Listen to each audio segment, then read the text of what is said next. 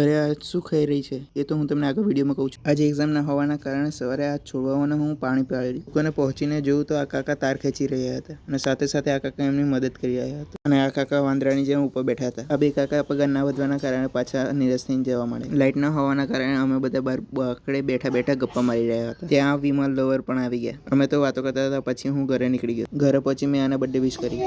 Happy birthday, happy birthday, happy birthday શું કહેવાનો? Happy birthday કહેવાય।